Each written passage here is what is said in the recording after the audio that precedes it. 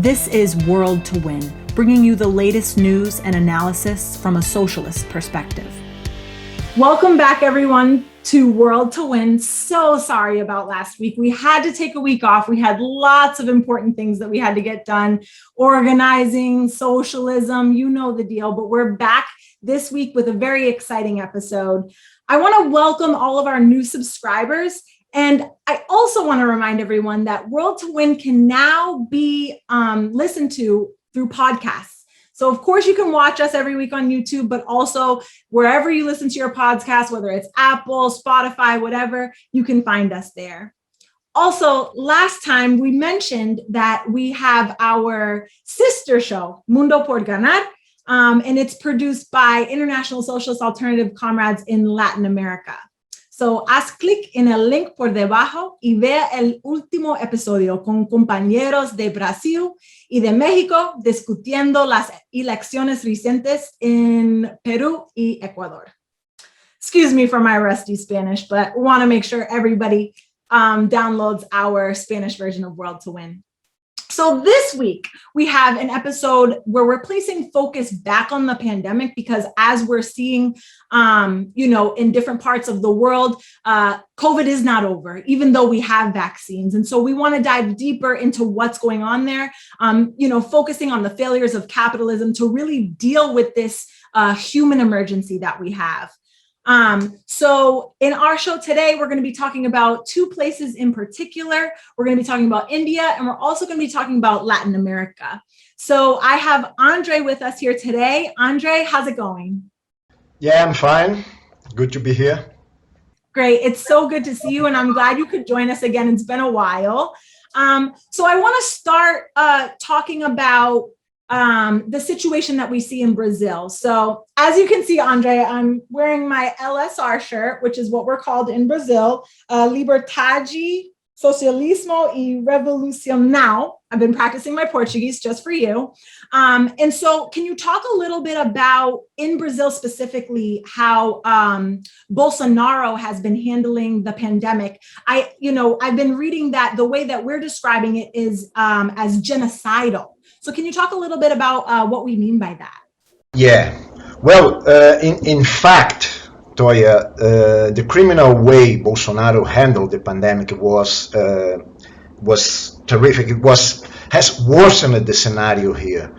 It was not inevitable that we would have more than 400,000 dead, an average of between 2,000 and 3,000 dead per day for months, and a total collapse of the hospital system here. There is no doubt that there is a genocidal policy from the government. But we need some caution here when using the term genocidal in Brazil concerning Bolsonaro. You know that several people have been indicated or even charged under the national security law, which is an authoritarian legacy left by the military dictatorship in Brazil, for calling the president a genocidal. For example, there is an activist called Rodrigo Pilha. He has been imprisoned in Brasilia since 18th of March for having opened a banner in front of the presidential palace reading Bolsonaro genocidal. So he has suffered all kinds of violence in prison from far-right fascist police officers.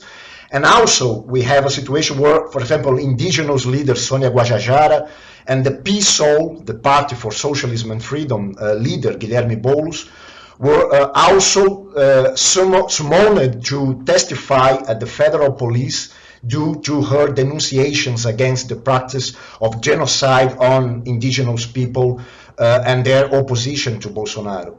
So the former candidate for mayor in São Paulo, Guilherme Boulos, had to go to the federal police and is under attack by the government. But we are not afraid of that. So faced with these threats, millions of people have reproduced it on social media, on posters, and banners, etc., saying, and I repeat here with all the letters, Bolsonaro is a genocidal. And in good and clear Portuguese, Bolsonaro é genocida. And why can we say that without fear of exaggeration? It's because Bolsonaro deliberately let the pandemic spread. It was not just incompetence or ineptitude.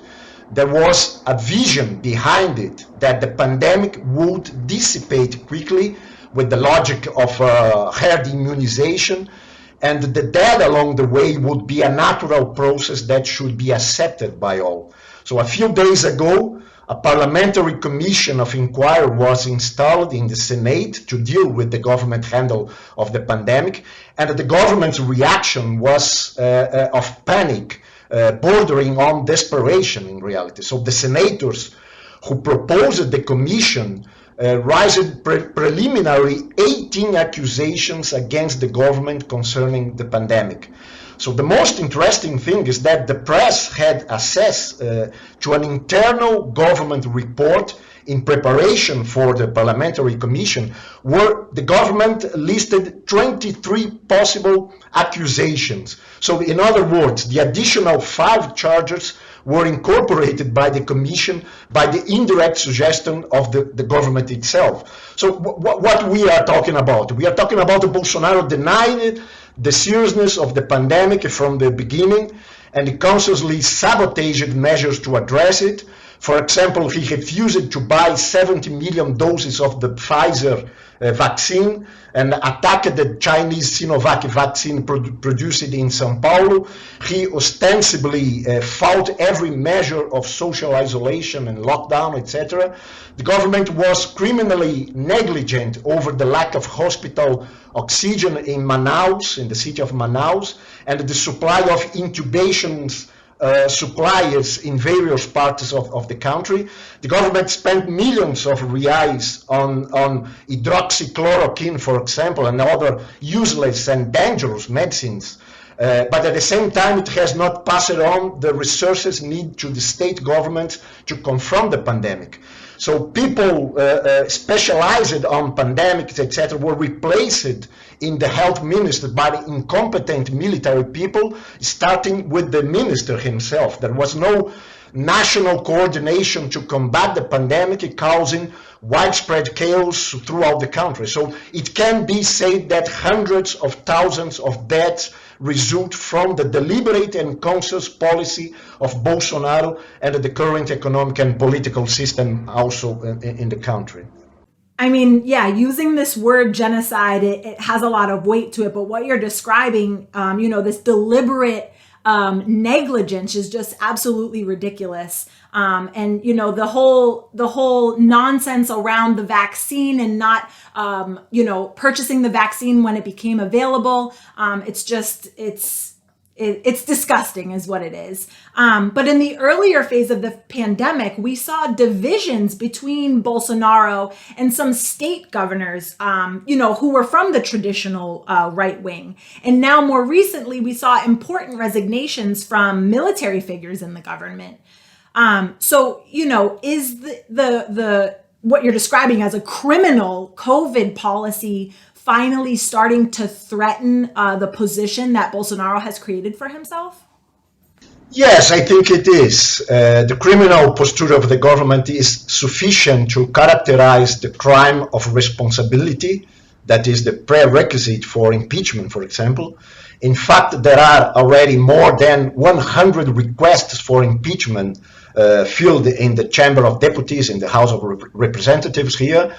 It turns out that the bourgeois opposition to Bolsonaro, the traditional right wing that today opposes him, including state governors such as São Paulo state government, João Dória and others, but they do not really want at this moment overthrow Bolsonaro, at least now. So what they want is to wear Bolsonaro down, to have a space to build an electoral alternative more linked with them in the 2022 elections.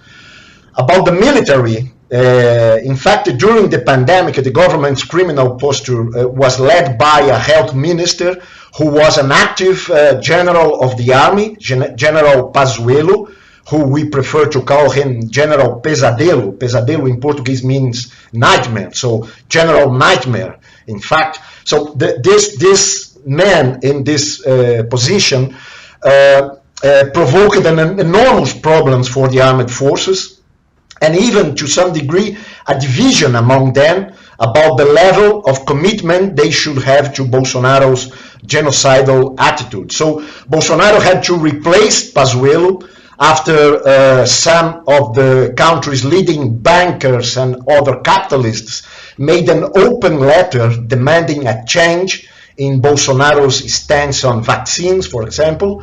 But at the same time, Bolsonaro demanded from the military command an aggressive posture of pressure on other institutions. For example, in particular, the judiciary, the Supreme Court. So Bolsonaro wanted to pressure the Supreme Court using the military command. So, however, the commanders of the army, the navy, and the air force refused to act as Bolsonaro wanted. So, in particularly about the lockdown, against the lockdown in Brasilia, in the Distrito Federal, in the federal district, the capital of the country. And for the first time in history, all the commanders of the forces were replaced at the same time, along with other ministers who also fell. So today, more military personnel criticize Bolsonaro and others who follow a policy of seeking to control and try to use the president. So there are some more divisions among the military forces here in Brazil. So the episode showed that there is no, at this moment, a relation of forces for a kind of a coup d'etat initiative by Bolsonaro. He doesn't have the force for that at this time. Although a coup adventure is not off of the radar at some point by Bolsonaro, but he will not leave office, for example, to leave the presidency unresisted, not even if he loses the election. So something he will try. But at this moment, there is no relation of forces for that. So this episode has also shown that the inter-bourgeois divisions continue to exist and deepen in this moment. So what is really needed at this moment is a mass movement of the workers for a clear forces to defeat Bolsonaro. But if it depends on the bourgeois opposition, the government will not fall. We need to take into our hands the task of overthrowing this government as a matter of health emergency to save lives in reality. So what you've described with kind of the situation in the military and with the, the politicians is extremely interesting. But I'm wondering now if we can switch to, more of the working class struggle. Is the virus really pushing people into the streets to build these movements that you're talking about are so desperately needed? Yes, so this is a critical issue in reality. We have had some fragmented mobilization of different sectors of workers here. For example, just to give an example, we are in the middle right now of a 80-day strike of education workers in the city of São Paulo, in which our organization LSR have acted strongly in this demonstration early.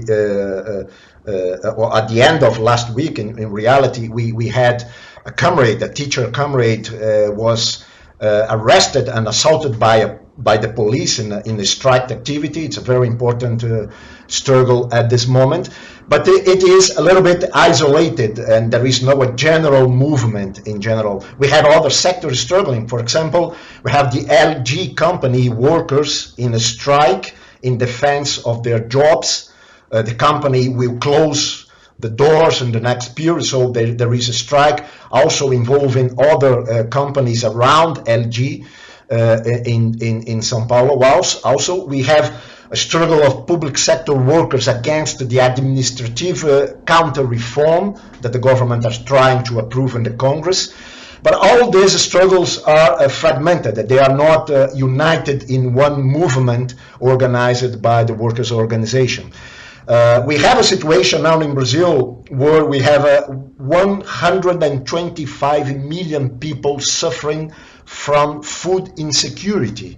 So there is a brutal social regression in the country, and there is a day-to-day struggle for survive in general. So, and I think that if we add this drama of the deaths counted by the thousands every day because of the pandemic, and together with this social regression, there is this potential anger and social commotion can explode at any time. And if this happens, we will have the effect of a social and political atomic bomb in reality in the country. But the thing is that this has not happened yet. We don't have now in Brazil a situation like Colombia, for example, that had a very strong mass struggle against the Ivan Duque government and the new attacks of the government, and also in Chile in recent days. We don't have this situation at this moment in Brazil. Obviously, this is related to the situation of the pandemic. The seriousness of the pandemic is a factor that limits mobilization. There is no doubt about that. The number of, for example, the number of young people killed by COVID-19 since January has grown by more than 1,000, and the spread of the disease is dramatic. So there is a fear about what can happen in mass demonstrations, etc. But there is also a central political problem here. So the leadership of the workers' movement is also betting on an electoral way out of the crisis for the 2022 elections. And they fear that the turbulence that the process of struggles could generate in the country. This has been reinforced by the democratic victory. It was a democratic victory that was the restitution of the political rights for Lula, the leader of the Workers' Party, the PT, by the Supreme Court. So at this moment, according to the polls, Lula from the Workers' Party would beat Bolsonaro in the elections. So despite the crisis of the PT and the movement around Lula of the last period, in the face of Bolsonaro, Lula appears as a kind of, for many people, a kind of savior of the homeland or something like that. So the only hope people have, because they don't trust in the possibility of a mass struggle to overthrow Bolsonaro at this moment. So the strategy of the PT today is to convince sectors of the bourgeoisie that they win more with Lula than with Bolsonaro. So they are trying to win some sectors of the bourgeoisie for their side. So in this context, the leadership of the PT think that they are not interested in a process of radicalization of the social struggle, which results in the overthrow of Bolsonaro. So that is a real political problem for the mass movement, and we think that this position is a serious mistake, and we should have another position and organize the struggle at this moment. So, I mean, it might be even difficult for people to understand because Bolsonaro is, purposefully not doing what's necessary to address the issues of the pandemic, the issues of hunger, like you've described. And so, like you're saying, Lula can be looked at as a savior, but why do you say that that isn't the direction that the movement needs to go in? What does, LSR, the International Socialist Alternative in Brazil, say the direction should be? Well, we think that this position of the leadership of PT and Lula himself is a big problem. They cannot support this position openly, but we see this. For example, in the May Day online virtual demonstrations we had some days ago, there was a clear policy of trying to bring some bourgeois politicians to participate in May Day, and also trying to prove to the bourgeoisie that the PT will not be a problem for them. So this is the main position they had, and we think that this position is a serious mistake. In the first place, because we cannot wait for October 2022. How many thousands more will die because of Bolsonaro? we must fight to overthrow Bolsonaro now. Lula should be using his authority among the workers to call for the struggle, but he's not doing that. And secondly, there is no guarantee that we will have a truly democratic electoral process in 2022. We had the experience of 2018 elections when the PT did the same thing, but Lula was arrested, and the bourgeoisie opened the way for the victory of Bolsonaro. We don't have any guarantee that we don't have any kind of maneuver like this until the elections. So it's a mistake not to put the emphasis on the struggles, etc. But beyond this, we also have a problem that the Lula's program and the positions, the platform that Lula is building now is obviously much better than what Bolsonaro is doing, but continues to be based on the idea of class conciliation, on collaboration with the bourgeoisie, etc. So in Brazil, in fact, any measure that advances the rights and the interests of the working class will have to break with the logic of the crisis of capitalism. So this is why we in LSR stand for a program of an anti-capitalist and socialist character, and we understand that this program must be raised in the struggles right now, but also in the elections. So this is a discussion, this is a debate also inside the PSOL, the part of socialism and freedom, that we work inside the PSOL also, which is a broader left party, much more left wing than the PT. But inside the PSOL, that we will have a Congress this year, we are raising the necessity to defend this program in the struggles, but also in the elections, and not simply say that the PSOL is also supporting Lula, and we need to build an alternative also in this process. Evidently, we are in favor of a critical vote for Lula against Bolsonaro in a second round or in a situation like that. But the task now is to prepare the struggles and raise a program that allow us to get out of the terrible crisis we are living through, to overthrow Bolsonaro and the system that created him. We think, Toya, that in the second half of the year, the second semester, the situation will be better in terms of struggles. There are plans for mass struggles in the second semester where we expect that the situation of the pandemic will not be the same as today. And we think that we will have a new scenario in the country, in the contest, and our organization is preparing itself for this situation. And we think that is the task of the whole socialist left in Brazil at this moment.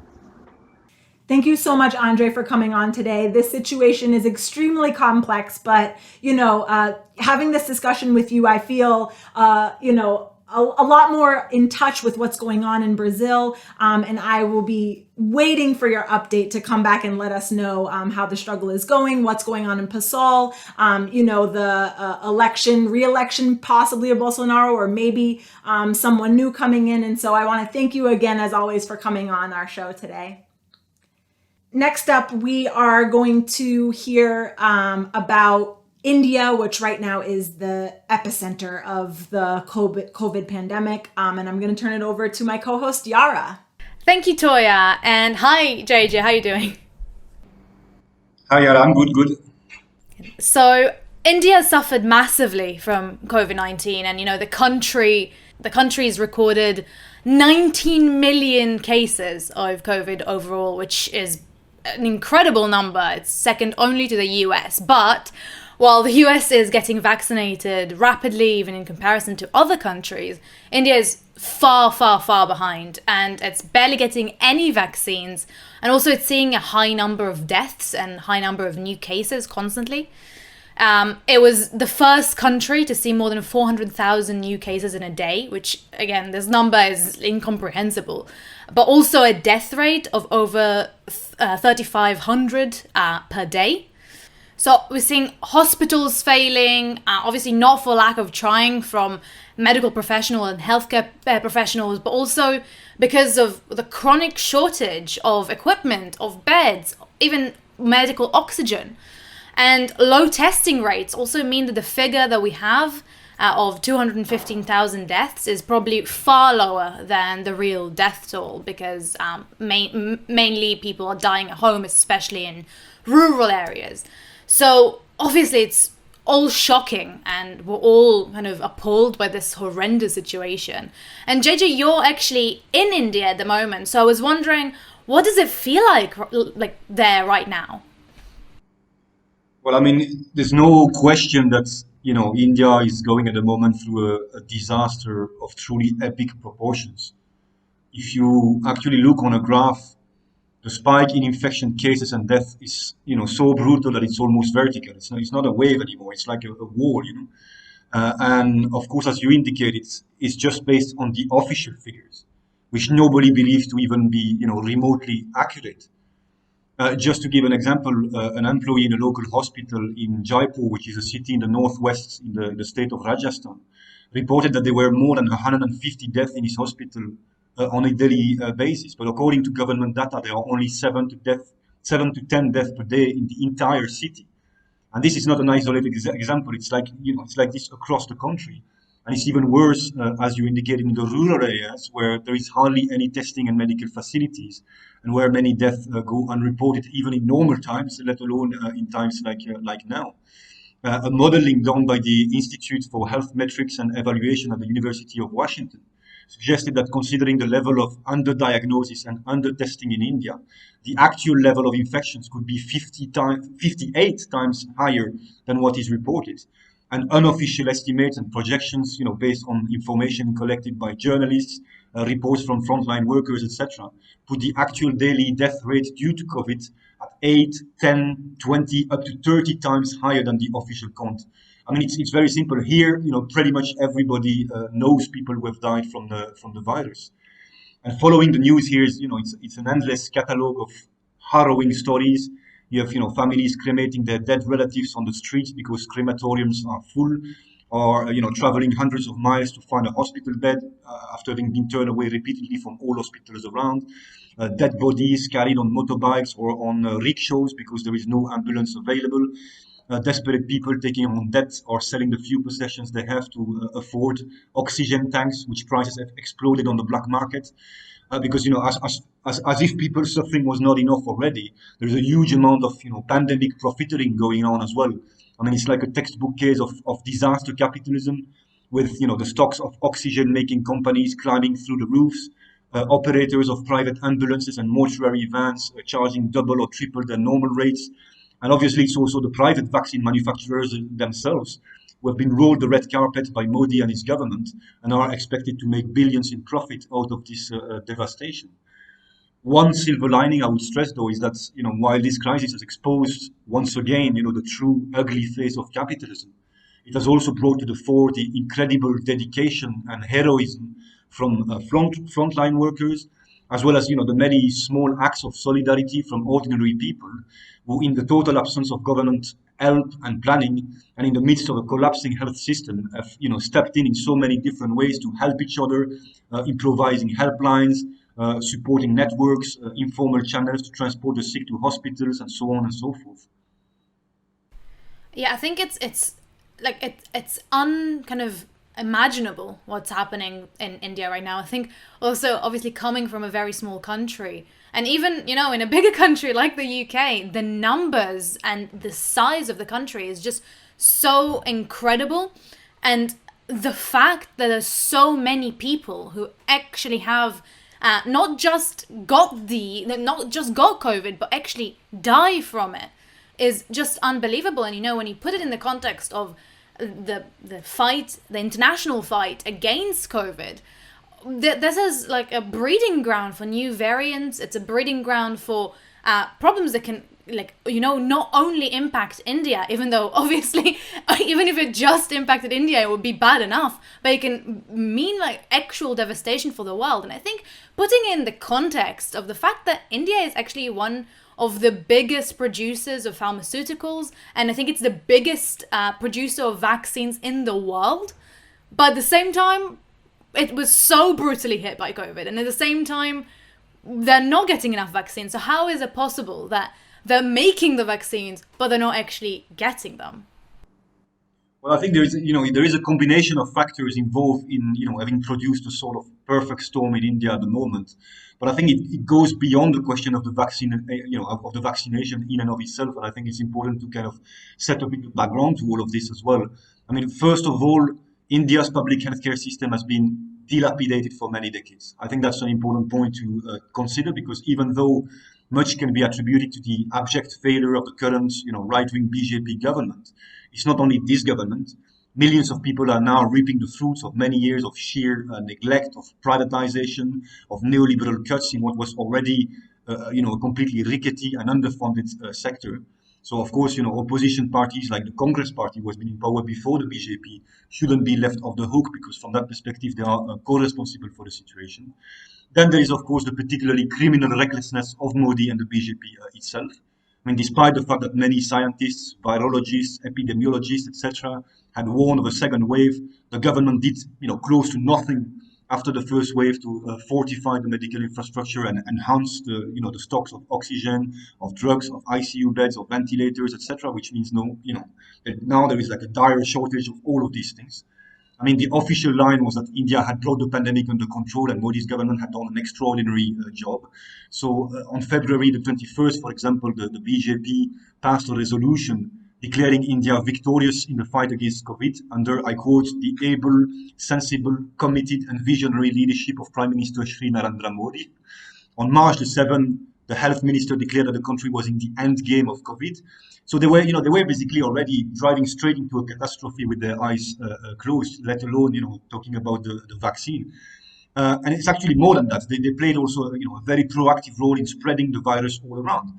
Not unlike Trump in the US last year, Modi and the BJP leaders authorized and even encouraged, super spreader events, allowing enormous religious festivals and crowded sporting competitions to go ahead, but also traveling themselves across the country to massive electoral rallies, refusing to wear masks or to enforce social distancing protocols in the context of the recent regional state elections, etc. Now, coming to the vaccine issue. India is indeed, often called the pharmacy of the world, because it provides more than 60% of the world's vaccines. But as I speak, it has only fully inoculated from COVID-19 about 2% only of its own population. And why is that? I mean, the short and simple answer is because vaccine production, both in India itself and on the world scale, is owned and driven by private corporate interests. I mean, in India, production relies on two manufacturers, Bharat Biotech and the Serum Institute of India, whose CEO a couple of weeks ago shamelessly complained that they were only making profits from the vaccine sales to the central government and not super profits. And in mid-April, Modi announced a new scheme that liberalizes and regionalizes the prices of 50% of the vaccines produced in India, which means the regional states and private providers have to now organize their own procurement, with the manufacturers themselves at a much higher price than those initially negotiated by the central government. This means that instead of organizing a vaccination drive that is based on the actual health priorities, this system, number one, pits the various states against each other for vaccine access, which is also a way for the central government, to deflect the blame towards the state's government and away from itself. But most importantly, number two, allows the vaccine companies to make a killing from this disaster and de facto price out of the COVID-19 vaccine millions of poor and working class people, over whom in many cases the higher cost of the jab is being transferred. So instead of ensuring an equitable, free, speedy vaccination campaign that puts, really people's health and lives at the core of its strategy, which, the democratically planned and publicly controlled approach that socialists argue for would do, the government in India has put the management of this pandemic at the mercy of the profits of these corporations. And then, of course, to top it all, there is the international angle, which we should, of course, not forget. I mean, for the leaders of Western imperialist powers, blaming everything on a domestic mishandling of the crisis is also extremely convenient, because they have themselves blood on their hands. These governments are hoarding millions of unused vaccine doses, and in order to protect the profits of their own pharma industry, they are also hoarding production capacities. So they have systematically torpedoed the efforts of many countries of the global south, including India, to suspend intellectual property restrictions, to suspend patents, which would allow to massively, boost vaccine production and distribution globally. So it's all of these factors put together that have contributed to the scale of this disaster. And as you indicated, with the proliferation now of new, dangerous, more infectious, and even immune-resistant variants, it's a problem, of course, that global implications as well. Yeah, I think it's so true what you're saying about kind of how it's very convenient for all the governments around the world to kind of point at each other and say, oh, they're doing worse than us, they're doing badly, which is absolutely ridiculous. Every single government around the world has dealt with this crisis terribly. But I wanted to ask you as well, because there's a lot of talk around now about international aid and how different countries around the world are sending help, whether it's equipment or even doctors to India right now. And I was wondering, what do you think this is the solution? Is this the problem? And like, is international aid what's going to save India? Well, what is going to save India will require more than simple palliatives, especially because this is not just an Indian problem, it's a global crisis. And out-of-control outbreaks like the one we are witnessing in India now pose a threat to the entire world's population. It is true we are seeing moves from various countries now around the world to send medical help and equipment to India. I think a big factor behind this is for capitalist politicians to show that they are doing something in the face of this catastrophe. This is typically illustrated with the sending of relief from the Pakistani state, which has a long history of antagonism with the Indian state, but was forced to shift gear on the basis of the genuine feelings of solidarity expressed by the people and workers of Pakistan with what's happening to their brothers and sisters on the other side of the border. And of course, considering how critical the situation is on the ground in India, this delivery of aid is welcome. But we have to point out that from the point of view of all these governments, such moves are going hand in hand with structural policies and the defense of a system that contributes to prolong the agony of the Indian masses and to stall a genuine cooperation and a universally coordinated vaccination rollout. So the hypocrisy here has to be made clear.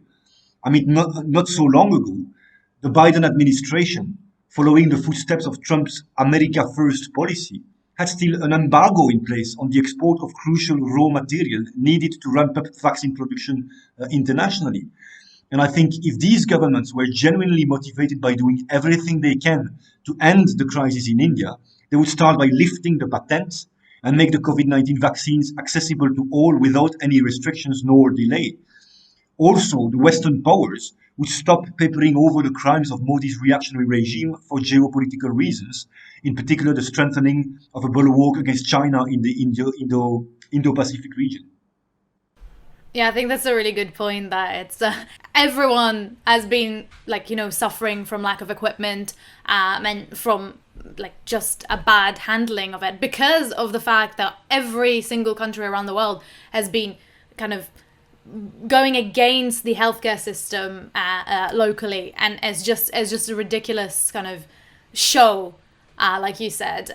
So I was wondering, because we were talking about India recently on World to Win. Actually, I think it was episode 24. But we were talking about something completely different. We were talking about the mass farmers movement and also the mass general strikes that were happening at the time. And I was wondering, can you give us a little bit update on that? How is it playing out in the context of this mass wave in COVID cases, but also is the anger about the government, has it kind of moved aside during the COVID crisis, or is it just intensifying now?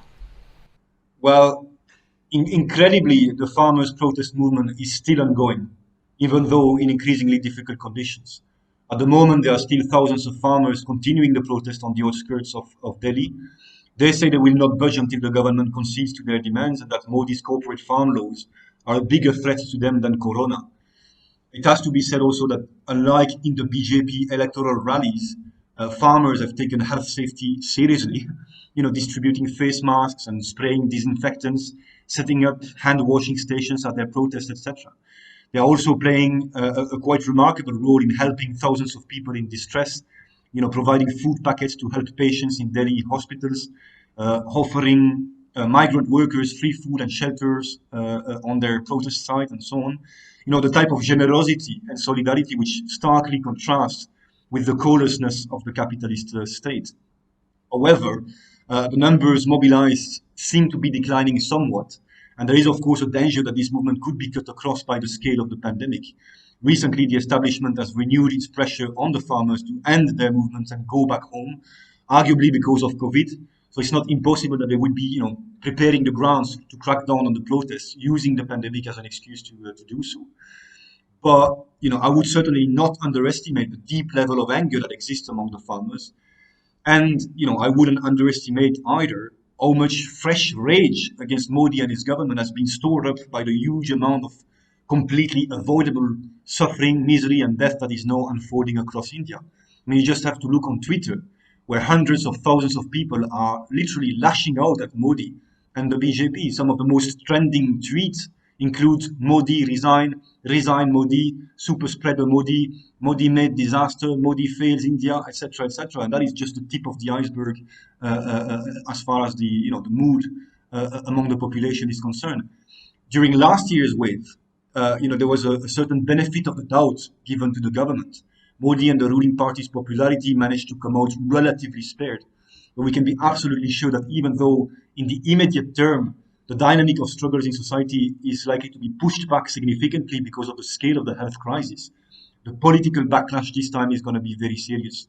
The very poor showing of the BJP, for example, in the recent regional elections in the states of Kerala, Tamil Nadu, and most especially in West Bengal, is a small indication of that, although these elections are not fully reflective because they took place mostly before the COVID storm really, fully took shape. But it's evident that there is widespread anger boiling at Modi, at the BJP, and at the ruling class more generally. Also because of the renewed tsunami of economic pain that is being inflicted on the working class, on the poor, on migrants, on farmers, etc., in the context of this new COVID wave. And the government knows this as well. And he's very wary of it. And that's why, there is now an increasing wave of state repression and intimidation against voices that are critical of the government's management of the crisis, such as what we have seen with the official request made by the government to social media platforms like Facebook and Twitter to block or delete posts critical of the government, or the threat made by the chief minister of the state of Uttar Pradesh to arrest people who spread supposed rumors that there is any shortage of oxygen in his state, or the campaign by right-wing Hindu nationalists aimed at stopping people publishing pictures and footages of mass funeral pyres, pretexting the need to respect the dignity of the death. All of these moves in reality betray the fear of the ruling, corrupt charlatans of the BJP that their lies and their bankrupt policies are getting increasingly exposed and could galvanize mass opposition to their rule. And I think, faced with a situation like this, the BJP is a party that will surely resort to renewed nationalism, jingoism, caste and religious bigotry, gender and other divisions and violence to try and get its way. So it has to be stopped by building a powerful, organized, unifying movement based on the real needs of the working class, the poor and the oppressed of this country. Thank you so much, JJ. I think this is really important for us to hear about generally, because I think there's so much in the media, like in the mainstream media, about this, but there's never an analysis of what can actually be done to get out of this crisis. And I think it's also, there's always these loads of question marks that the media is raising, like how did it get there, what happened? But I think there are very very obvious material reasons of why this crisis is like this, which I think you explain really, really well. So I want to say thank you so much for coming on the show today. Hopefully see you again, and obviously keep safe in India, JJ. Thank you so much. Thank you, Yera. Thank you so much, André, and thank you, JJ, as well. This has been really interesting and also educational. I think all of us are hearing so much about Brazil, hearing so much about India, and also wanting to get out of this crisis in our own countries and seeing those massive problems and issues with the countries in the global south, and especially Brazil and India, that are like one of the biggest countries in the global south, is just really important for workers all around the world to know what's happening, and I think also have this perspective and analysis about it. And I think this was done really, really well today. Now we are at our favorite part of the episode, which is the shout out of the week. And this week we want to give a massive shout out to the Solidarity Against Repression in China and Hong Kong campaign that we've launched in the International Socialist Alternative a few weeks ago. So we have a little short video from our members there. So let's watch it now and then come back to me. On May 31st, a new political show trial will begin in Hong Kong. 47 pro-democracy politicians and activists will stand trial accused of violating the national security law. Most of them are already imprisoned awaiting trial. They will refuse bail, some of serving sentences for other alleged political crimes such as unlawful assembly. The national security law is a far-reaching law to effectively criminalize political opposition to the dictatorship in Beijing. It was imposed by China 1 year ago. The 47 defendants are accused of subversion, for which the maximum penalty is life imprisonment. Among them is long-hair Leung Kwok-hong, who was the only left politician in the old elected Legislative Council. Solidarity Against Repression in China and Hong Kong, an international socialist alternative, demand the release of long-hair and the other defendants. We appeal to you to organize solidarity protests around the world on 31st of May. Help to send a signal on that day. Your solidarity can encourage the oppressed in China and Hong Kong. This trial is not about national security, but about the dictatorship wanting to destroy all opposition to its rule. The CCP, China's dictatorship, is not a communist party. It is a capitalist state run by billionaires who despise and fear the low-end population, or 低端人口 in Chinese. The CCP fears the mass struggle, like we saw in Hong Kong in 2019, can spread to China and destabilize the regime. In Hong Kong, the mass democracy protests of 2019 saw over 2 million joining peaceful demonstrations. Their 5 demands called for elections based on one person, one vote, and an end to police violence. The CCP said the protests were terrorism. The truth is that the dictatorship can't allow anything like free elections to be held in Hong Kong. This would threaten the dictatorship's rules, because this example could inspire even bigger mass protests for democratic rights in China. Many of the Hong Kong pro-democracy parties, which are now facing harsh repressions, believe that they could negotiate a compromise with the CCP. These parties did not lead or organize the 2019 protests. It was a spontaneous movement. Unfortunately, the mass struggles did not find a way to spread to China, and a movement in just one city is not enough to succeed. Still, the CCP wants to make an example of Hong Kong's pan-democratic politicians to spread white terror. The dictatorship believes it can crush the democracy struggles in Hong Kong and extends its rules in China. We don't think so. Please support our campaign and join our Worldwide Day of Solidarity on May 31st. We are Solidarity Against Repression in China and Hong Kong. You can contact us here via our email or on Facebook and Twitter.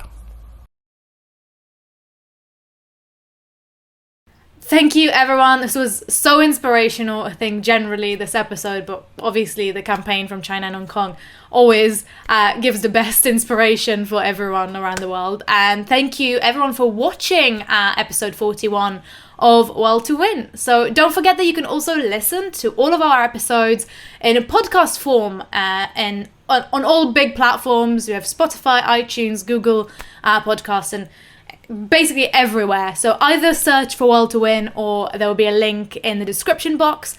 And of course, make sure to subscribe to our channel and also click the bell button so you're notified whenever we upload a new video or whenever we go live. There's a lot of interesting stuff coming your way. And that being said, thank you all for being here today, and see you next week, same time, same place. This is World to Win. Every Sunday, we broadcast with speakers from across the globe, bringing you the latest news and analysis on the fast-moving global events from a socialist perspective. Subscribe to the International Socialist Alternatives YouTube page and click the bell to get notified when we go live for a new episode. Like us on Facebook and follow us on Instagram, because there's a lot to do and we have a world to win. When we fight! When we fight! When we fight! Solidarity!